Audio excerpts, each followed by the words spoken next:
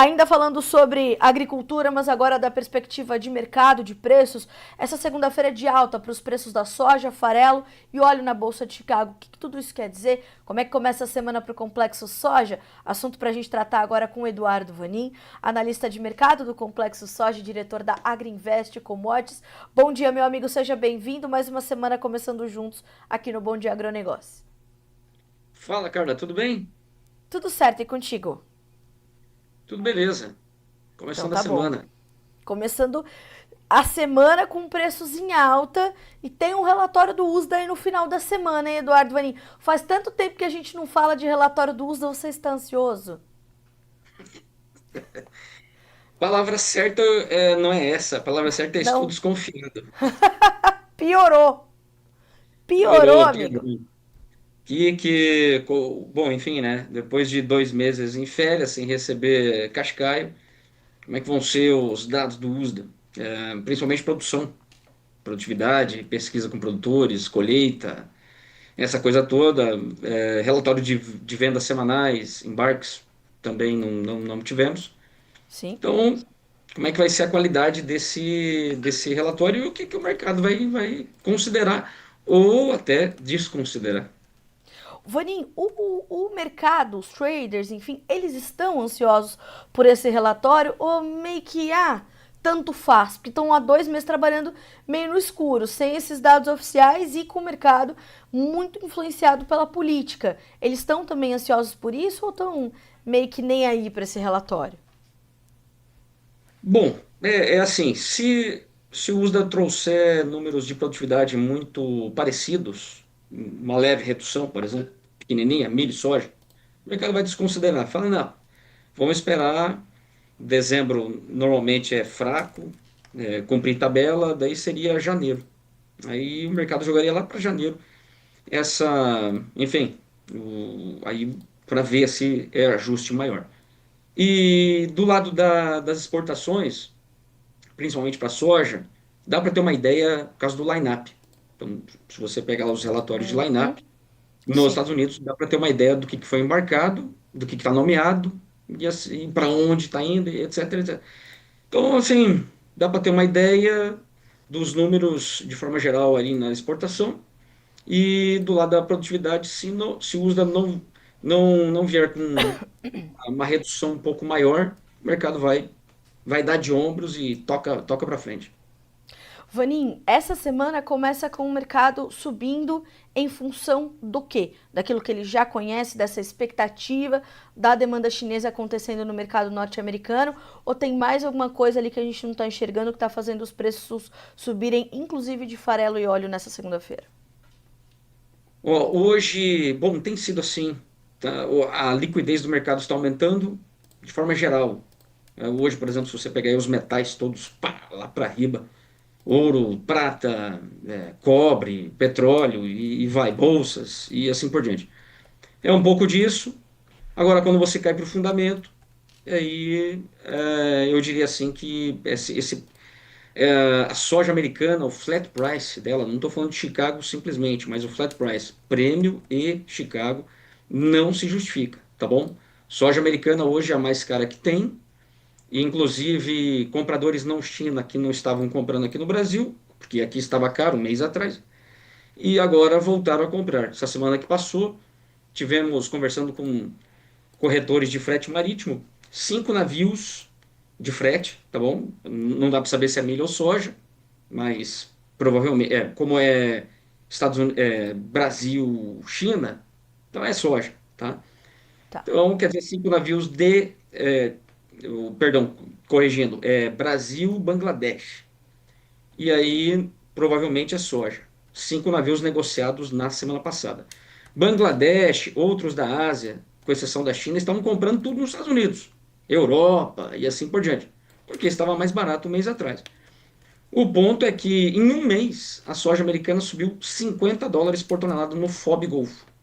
US$ 50 por tonelada. E o Brasil subiu Jesus. 10, tá bom? E aí o Brasil agora está mais barato, FOB, em relação ao Golfo. Se você adicionar o diferencial de frete, que o Brasil ganha para a Ásia, é mais barato, em torno de US$ 12 a US$ 15 por tonelada. Então o Brasil fica uma barateza. Agora para embarque em dezembro e janeiro, tá bom? Enfim, se justifica esse preço de soja, flat price no Golfo e PNW também? Não. Os Estados Unidos precisa ficar mais barato, não mais caro. E não está acontecendo. Vanim, como é que isso mexe no fluxo de comércio, portanto, efetivo desse complexo, né? Nós temos ainda o Brasil nesse fluxo mandando ainda bastante soja para a China e a China ainda demandando bastante soja do Brasil, ou agora um pouco mais cautelosa, um pouco mais contida para entender aonde comprar diante dessa diferença de preço? Como é que esse cenário todo impacta o fluxo direto e prático do comércio da soja? Bom, o Brasil ficou barato porque Chicago subiu e o nosso preço em reais interior não mudou. Está na mesma, tá na mesma. 123, R$ 124, pensando Mato Grosso, 127, 128 para 130, Goiás. Não mudou muito. Isso quer dizer o quê? Chicago subiu 80 centavos por bushel e o nosso preço em reais não mexeu. Portanto, o nosso basis caiu, o nosso custo caiu. É isso que está acontecendo. E Safranova da mesma forma. Brasil está vendendo, está vendendo. China está comprando, feliz da vida? Não, porque não dá margem. Margem está negativa uns US$ 20 por tonelada, considerando essa soja do Brasil mais barata. Considerando os Estados Unidos, dá 40 negativo. É Certo. terrível. Pá, ninguém quer comprar soja nenhuma nesse momento. Mas tem que continuar rodando fábrica e tudo mais. Eu ajustei os meus números de compra da China para dezembro e janeiro, janela de embarque dezembro e janeiro para baixo. Por quê? Não vale a pena continuar comprando, mesmo sendo o Brasil mais barato, para esmagar e perder esses US$ 20 por tonelada. Então, eles vão reduzir. Esse é o único jeito que o chinês tem para fazer o farelo subir lá na China. Não o spot, mas o farelo que vai ser produzido com essa soja que vai chegar lá a partir de fevereiro. Esse Certo. é o único jeito. Então, eles vão reduzir as compras, e isso não é bom, tá bom? É menos demanda para todo mundo. E é isso aí, quer dizer, ponto agora é assim, soja, o flat price ficou caro, especialmente soja americana. O farelo na China até deu uma acompanhadinha, mas muito de longe, essa alta toda. E para eles a margem não está boa.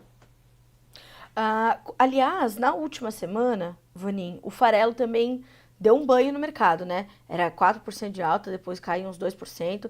Foi uma semana e tanto a última para o farelo.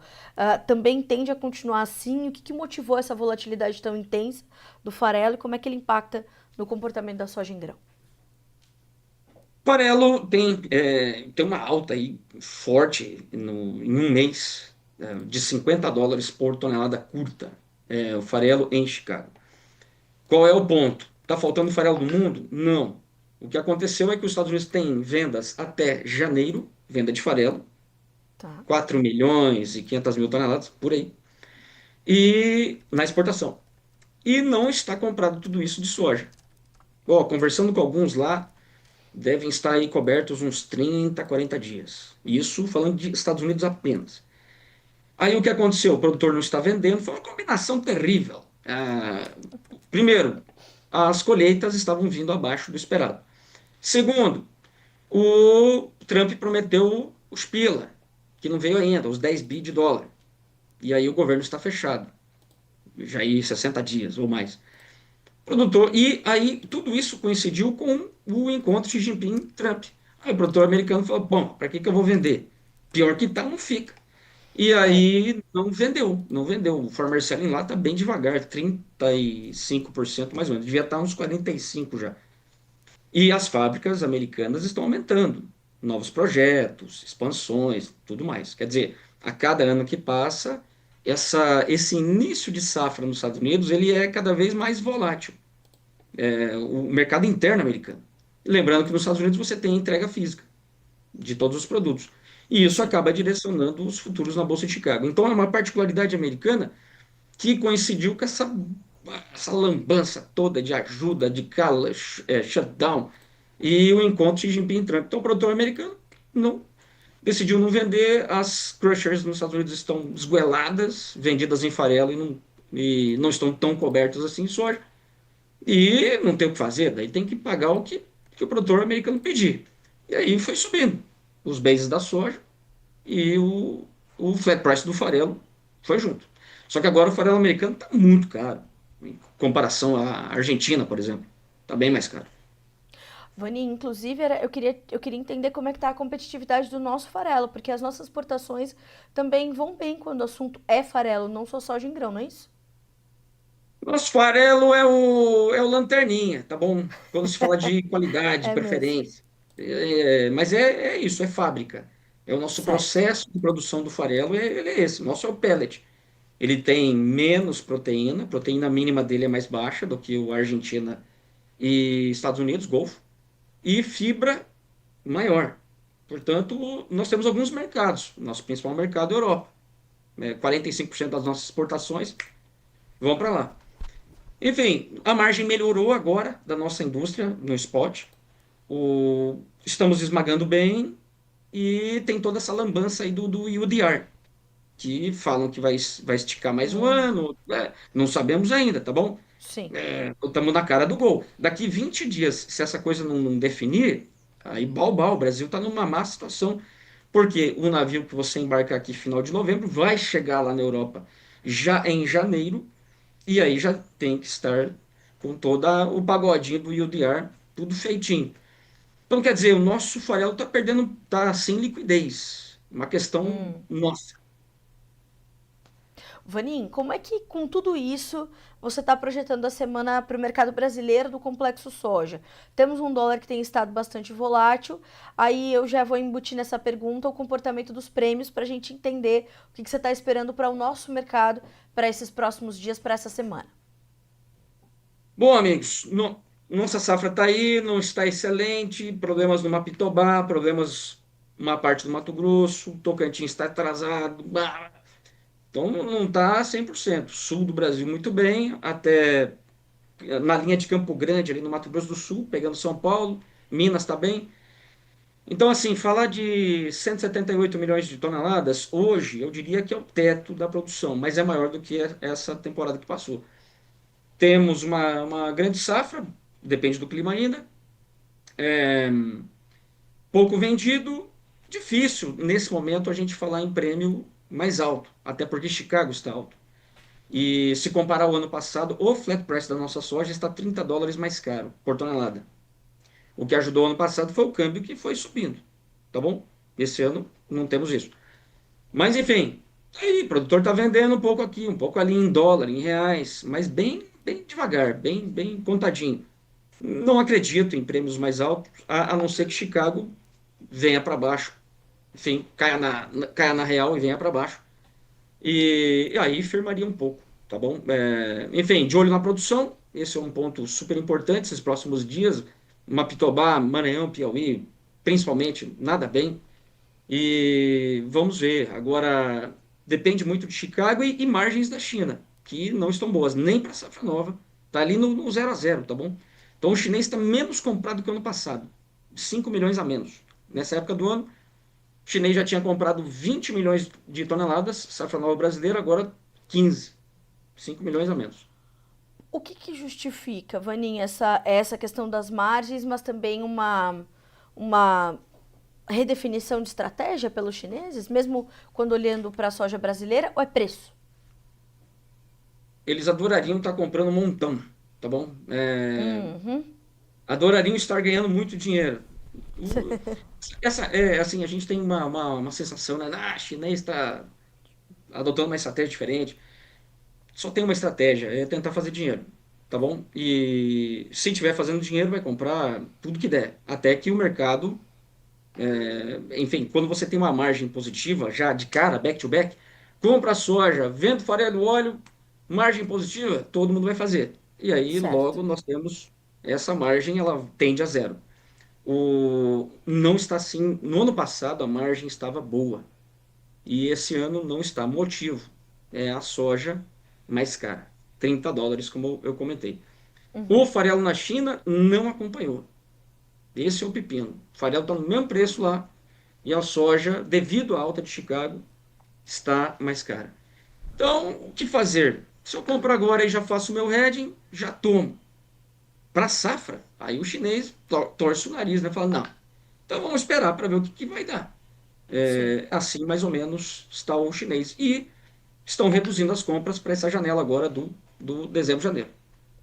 Vani, isso tem que ser um ponto de preocupação para o produtor e necessidade dele colocar isso na estratégia dele de comercialização para definir se vai fazer hedge, o que, que vai fazer, se vai optar pelo mercado de opções, enfim, para qual estratégia e ferramenta de comercialização ele vai utilizar, ou é uma situação comum que o mercado se ajusta, o preço se ajusta e o produtor vai acompanhar? Como é que tem que ser o comportamento do produtor para a estratégia de comercialização num cenário como esse? Bom, a mesma pergunta se você fizesse para o processador na China, Aham. você faria a mesma pergunta, só que invertendo, né? O que o Como processador na ele. China tem que fazer nesse cenário que o produtor não vende? É, como comprar. Aí que tá. É a mesma coisa. Quem toma a decisão não é o chinês. Quem toma a decisão é o produtor brasileiro. Olha só. Ele movimenta a máquina, Mensagem para importante. pensando essa janela que nós temos ali para a safra nova. Não temos concorrência, já somos disparadamente os mais baratos. Então é assim, está na mão do produtor. E o produtor vai vender, ele sempre vende em duas situações. Ou se o preço vai subindo, ele fala, nossa, está indo muito bem, vamos tacar e vamos vender. Ou se falta espaço, problemas de armazenagem, de escoamento. Não acredito nisso. Tem uns malucos que falam que o Brasil falta armazenagem. Besteira. Não falta, sobra e não remunera. Então, esquece disso. O ponto é, o produtor brasileiro não vai vender, tá bom? Ainda mais se Certo. cair o preço, ainda mais. Ele vai segurar. Vai vender nessas janelas que são importantes. E aí eu Sim. acho que aí vem bastante. Por exemplo, abril. Abril, pagamento de contas, produtor, maioria, especialmente na parte mais ao norte, com esses juros altos, caixa menor do que nos últimos anos, aí deveria prevalecer a sabedoria. Venda, não segure a soja.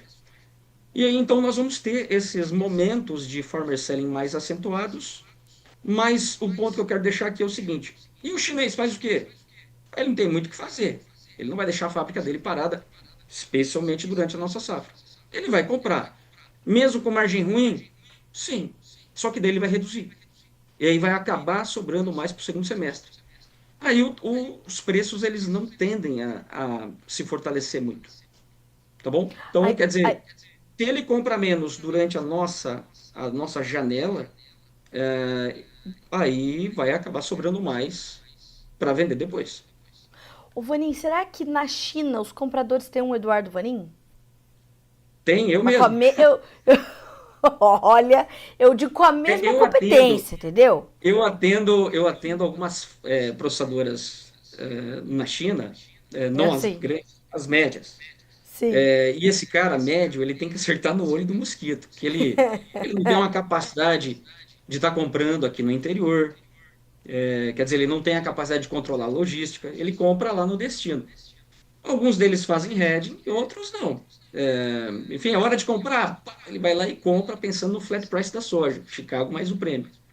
E aí, enfim, até essa soja chegar lá, ele fica piscina.